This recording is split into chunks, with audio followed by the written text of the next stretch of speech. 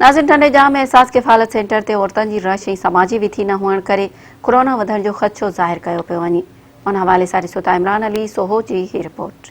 नाज़रीन, ज़िलाई हुकूमत जे जेको कल नोटिफिकेशन जारी थियो आहे त ٹنڈو जी मीर कॉलोनी ऐं सिंध ज़रई यूनिवर्सिटी कॉलोनी में स्मार्ट लॉकडाउन लागू कयो वियो आहे।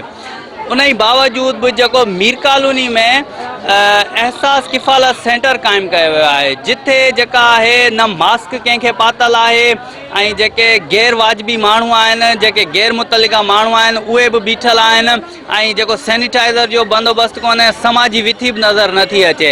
उन खां अलावा जेके औरतूं कटौती जूं बि रड़ियूं करे रहियूं आहिनि। अचो त तव्हांखे उन्हनि सां ॻाल्हि ॿोल करे तव्हांखे उन्हनि जी ज़बानी था ॿुधायूं। जंहिंमें स्मार्ट लॉकडाउन डीसी साहब जो नोटिफिकेशन आयो आहे, तंहिं हूंदे बि असांजे एहसास प्रोग्राम जो जेको हिते यूनिट खोलियो अथऊं उन में एतिरी रश आहे ऐं मायुनि सां न को SOPs जो आहे, न को पाणीअ जो हिते को बंदोबस्तु आहे, न को टेंट हिते लॻल आहे। मायूं वेचारियूं वॾियूं तकलीफ़ में आहिनि। असां चयो टेंट या वेहण जो सिस्टम, पाणी जो सैनिटाइज़र, इहे कंहिं शइ ते बि अमल दरामद कोन थियो आहे।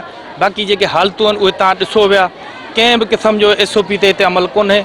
आला इख्तियारनि जे इल्म में हुअण जे बावजूद बि ऐं तव्हां ख़बर आहे ज़िले हुकूमत तरफ़ां नोटिफिकेशन बि निकितल आहे त मीर कॉलोनी में स्मार्ट लॉकडाउन लॻल आहे, पर उन जे बावजूद बि हिकु त सेंटर हलायो पियो वञे ऐं हलाए बि अहिड़े तरीक़े सां पियो वञे त उहो तरीक़ो तव्हांखे ख़बर आहे, को बि डिसिप्लिन कोन्हे। ॾिस कंहिं ॾींहुं रोज़ो रखे थियूं तॾहिं बि ज़लील थियूं, वापसि वञूं हलिया पैसा कोन हलाइनि। वरी जे रोज़ो न रखे थियूं तॾहिं बि इहो ई कमु, ॿ दफ़ा पैसा ॾियण जे जात रसूं माना चवनि तव्हांजी सही नथी लॻी।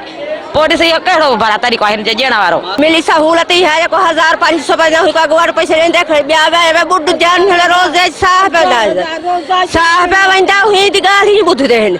सभु हिकु भेरा मिले पवनि अथई।